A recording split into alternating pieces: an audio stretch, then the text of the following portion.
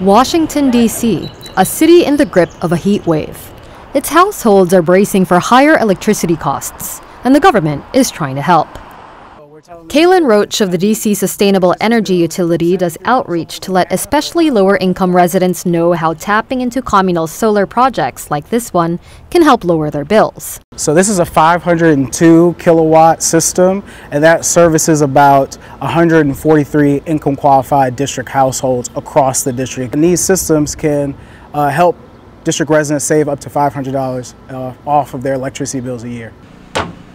The program, called Solar for All, essentially helps reduce electricity costs for low-income households by either directly installing solar panels on the roofs of beneficiaries or letting them subscribe to community solar facilities. The DC Sustainable Energy Utility says the aim is to get a 50% reduction in energy bills for 100,000 households by 2032. I especially like community solar because it really throws open the doors access-wise.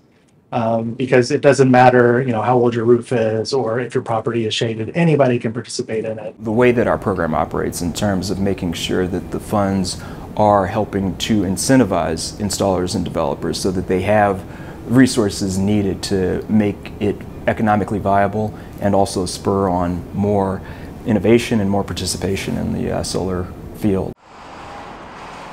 And the local program is about to get a huge federal financing boost via the Greenhouse Gas Reduction Fund, created by the White House's signature piece of legislation, the Inflation Reduction Act. Thomas Bartholomew is Associate Director for Policy and Compliance with the D.C. Department of Energy and Environment. With the Inflation Reduction Act, Congress and the Biden administration saw that this would be a great model for them to invest in as well. And they've taken $7 billion and they've made awards all across the country. So every state is going to get its own Solar for All program. So we were lucky enough to get one of those awards. We're getting a little over $62 million. And we plan to help something like 19,000 more households through those investments. Cherise Perry Russell is one resident hopeful the program can help her rein in her costs. I just found out about the program, about the solar program to save energy. I don't know, none of my neighborhood or my community didn't know about the free solar panels to save energy. So we all got on it.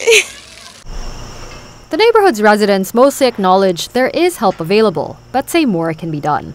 I know they got programs for, to help people. They do stuff, but I feel like some people can't get to them programs and some people don't have enough money to do what they need to do. But a little bit more can help out. They do help you with electricity, utilities, but no, they're not doing enough to keep them down as far as a steady rate.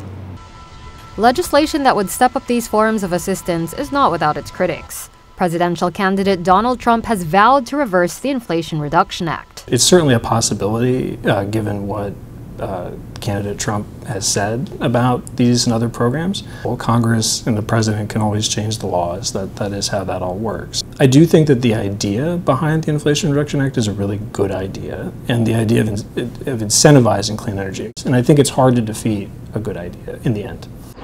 In this election, it will be up to voters to decide what is a good idea and who has them. Cherise Perry Russell says she's undecided. Oh, nope. I'm doing my research as they come.